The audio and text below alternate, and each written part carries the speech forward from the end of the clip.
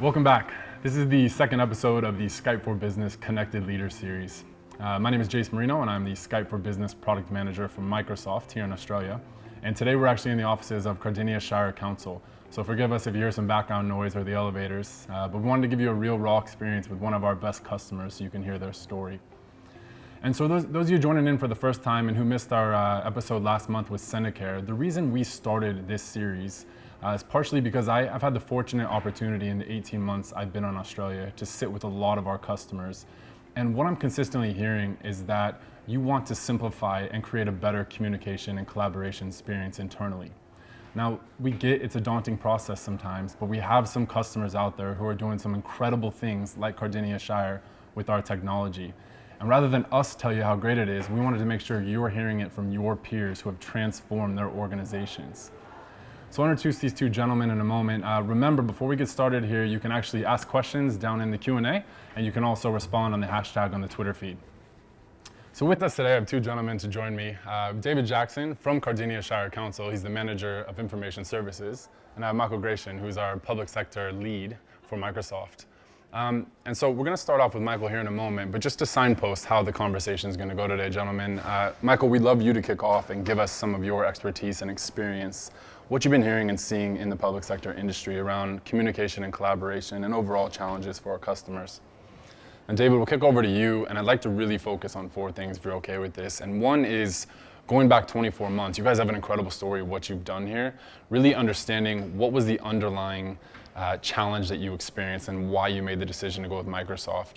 And then we'll talk about how you thought about people, because I think this is really unique to you and your organization here. Some of the incredible things you did and how you involved your organization and everybody from the top down. And then secondly, around the implementation, what were the challenges you faced? What were some of the best practices you had? What would you tell yourself 24 months ago? And then we'll kick that off with what the actual impact was that had in your organization as far as the qualitative and the quantitative. And then if we have time, maybe chatting about what's next.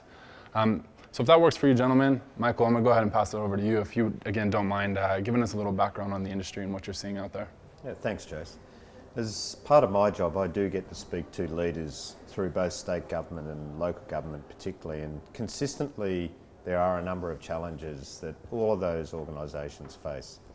The first one is around citizen engagement and the pressure on those organisations to deliver services to citizens, typically in very, very different ways, but also a whole range of new services that the constituents are searching for them to be providing as part of their day-to-day interaction with those levels of government. The second one is each organisation is looking for ways to create different levels of productivity within their organisation and a really new world of collaboration, and through that create an environment that enables those organisations to innovate on the fly. And the last one is there is constant pressure on these organisations to reduce cost, and it's typically against a backdrop of reducing or revenues that are going to stay flat with an organisation. So three things: changing the way we do service delivery for our constituents, creating an environment of collaboration and enhanced productivity that encourages and fosters innovation. And the last piece is around addressing the needs for efficiency and cost savings. Fortunately, we think IT is a catalyst, an enabler of this sort of change. And we look at a couple of paradigms that support organisations in doing that. The first one is around the opportunity that the cost and the scale of the cloud offers.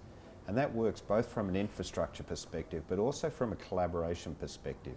How to bring these tools to the workforce, to the productivity worker, and make it available anywhere, anytime, on any device.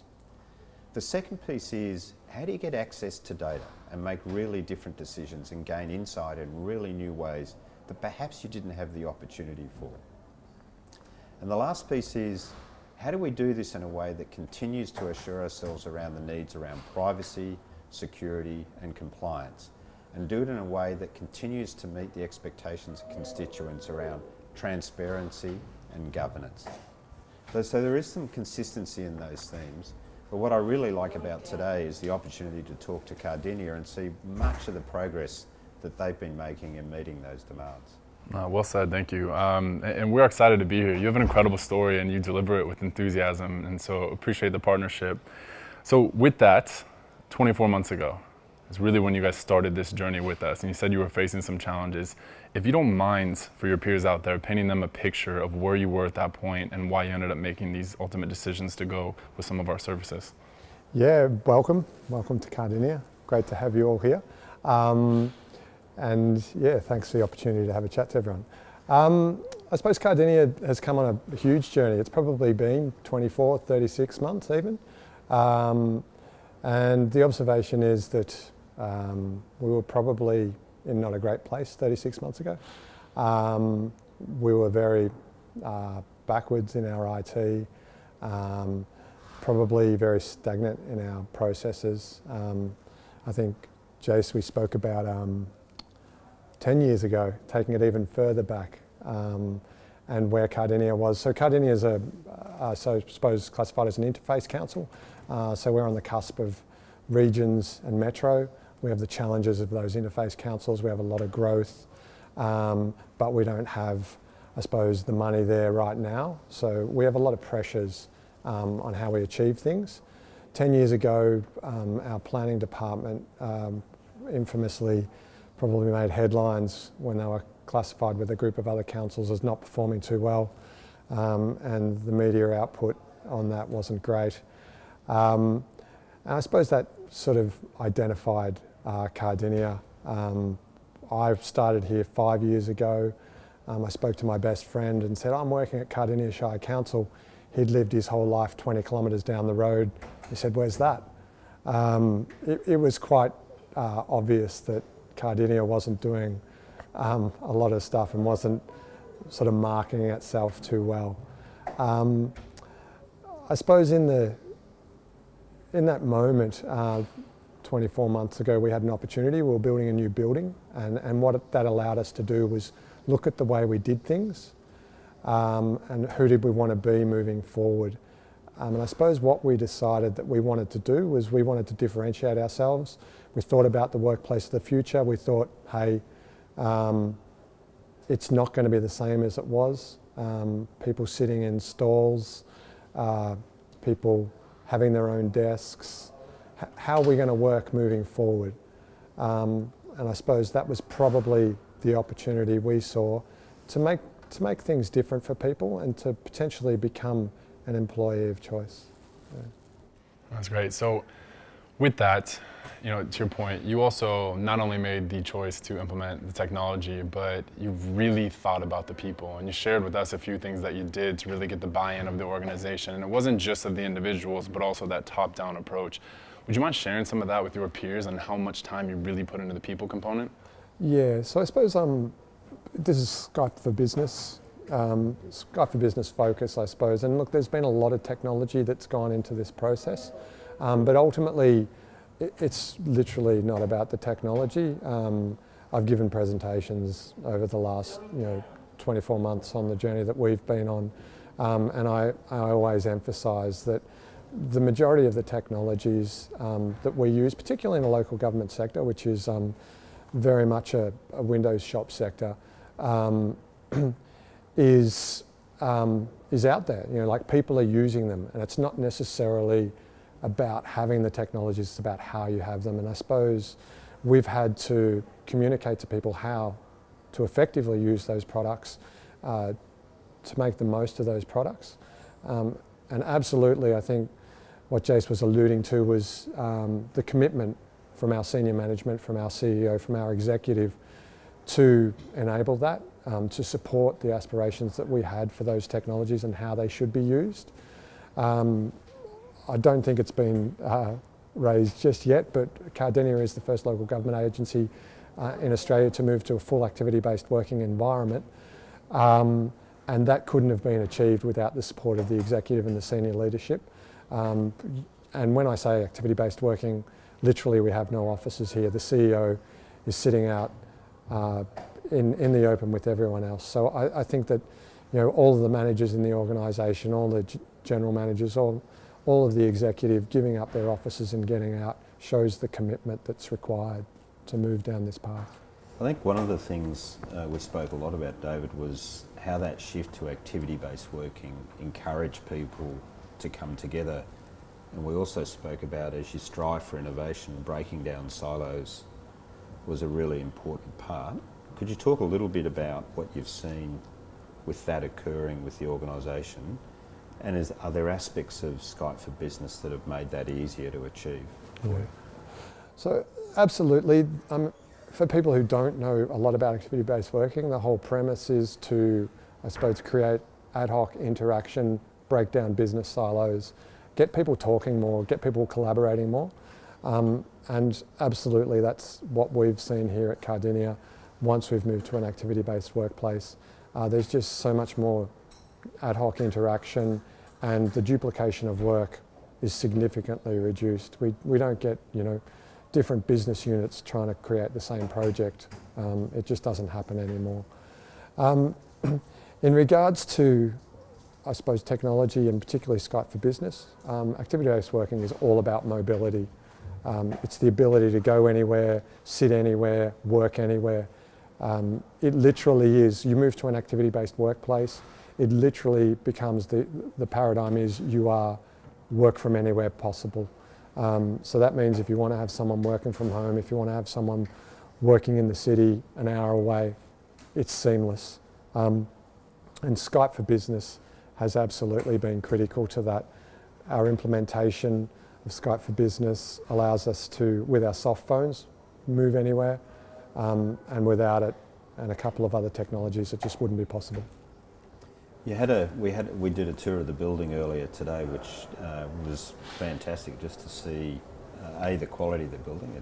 I've got to compliment you on that, but also just to see the different workplaces. I was amazed that we're on the third floor, and there's a good portion of the third floor that's just unused. And what's the story there? Yeah, I suppose that was part of the journey that we did go on. So 36 months ago, we went down the path of actually building a traditional office space. So this building that you're looking at right now was designed where everyone was going to get a desk. It wasn't designed as an activity-based workplace. The outcome of actually deciding to go down the activity-based workplace path resulted in about 15% of the floor space no longer being required. And to this day, that floor space actually hasn't been used. We're looking at ways that we can engage with the community to actually utilise that space. But right now, actually just over to our right, there's an empty floor.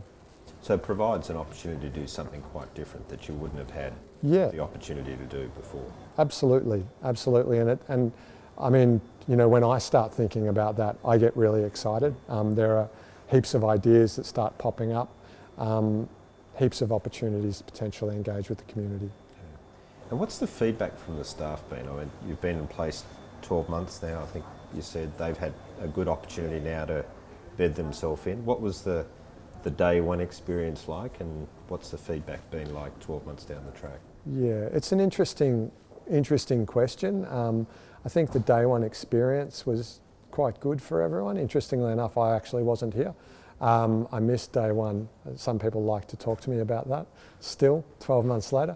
I actually came in on day two, and the weird thing about that, Michael, was I was in a bit of a state of shock for about a week, I think, because when I walked in, it was literally business as usual. It was quite shocking.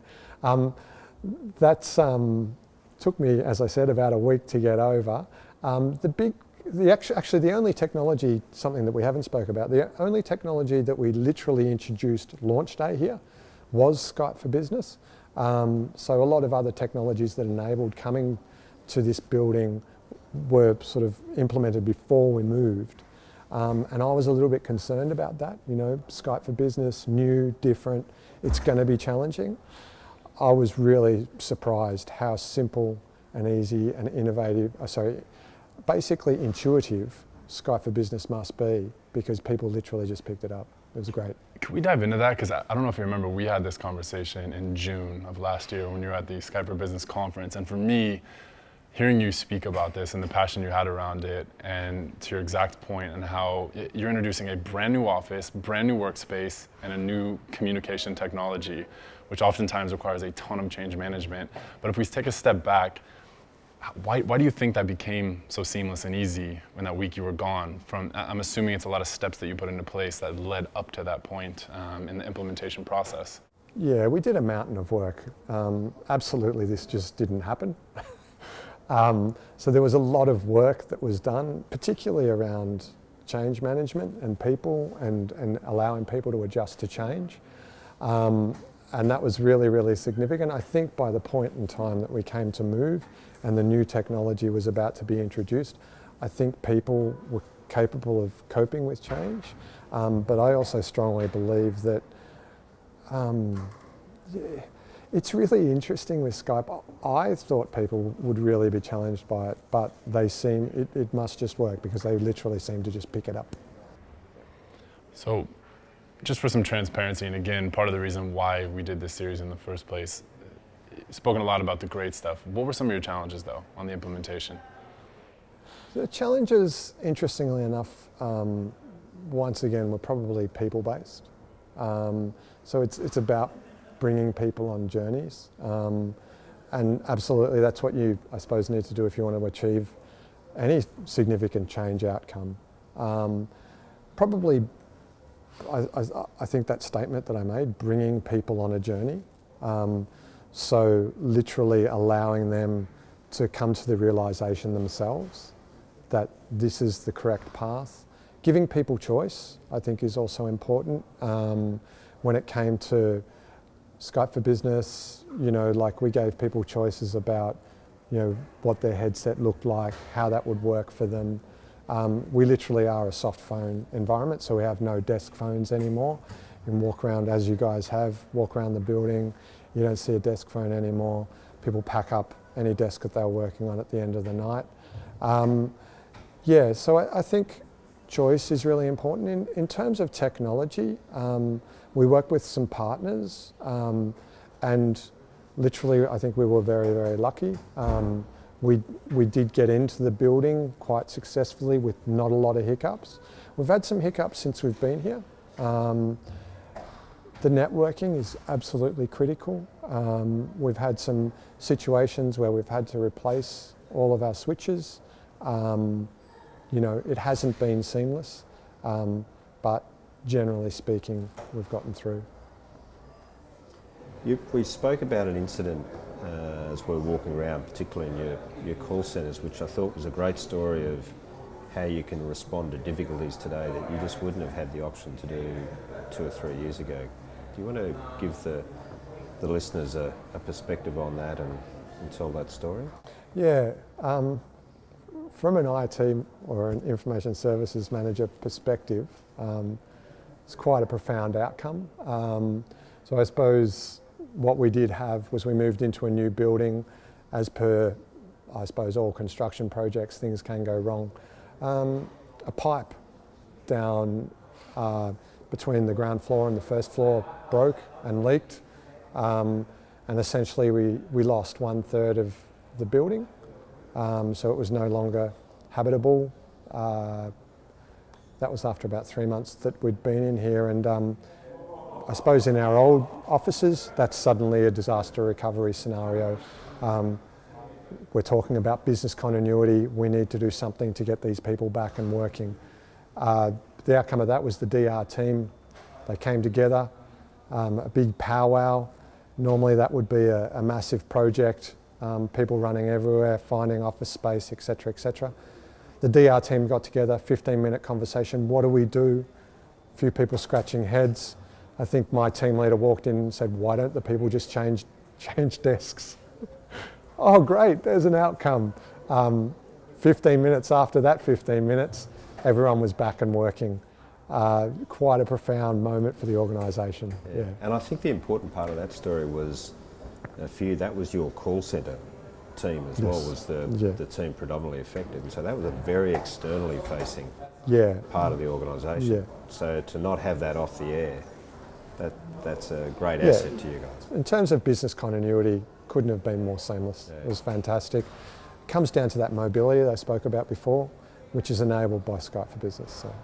So there's one thing, and I know we spoke about this before we get on to the impact, qualitative and quantitative we experienced, and I know this sounds basic, but we'd like you to touch on, if you don't mind, the top-down approach that you guys had. Because I think sometimes it gets overlooked as I'm speaking to customers how important that is in the organization to really make sure, again, you mentioned earlier that you're empowering your people essentially by giving them choice, but also the top-down approach was critical for you guys to roll it out well.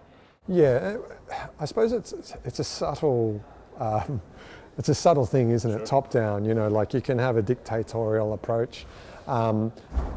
It literally has, there's just been a massive amount of support from the top down. And I think, as I spoke about before, the fact that those, senior executives no longer have a desk, essentially it's leadership by example and support for the aspirations. Couldn't have been achieved without it. Yep. So let's see if anything else in the implementation. Would love to talk about the business impact. You okay with that, Michael?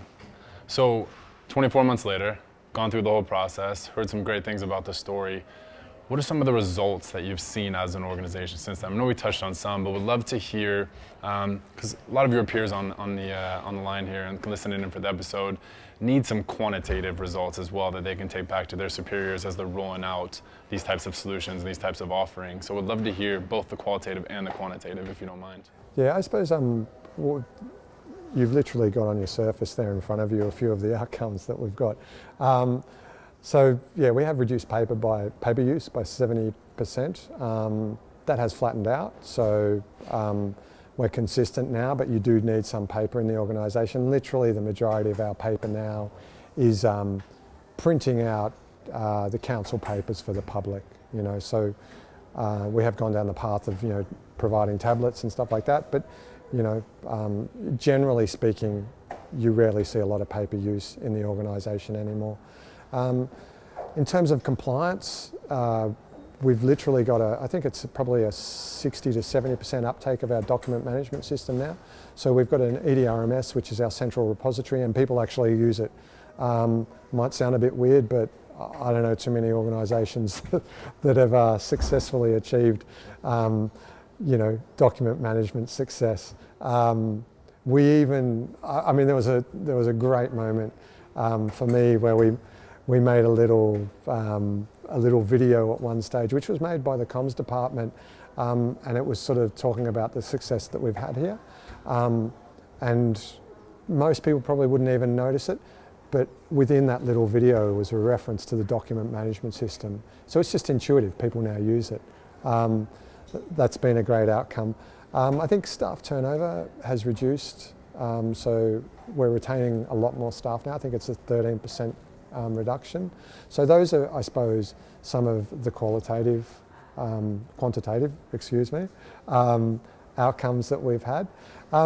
In terms of other things, I suppose something that I've observed is staff coming into the organisation. So we have new staff coming in, and I often check in, or I have checked in with a few of them since they've been here.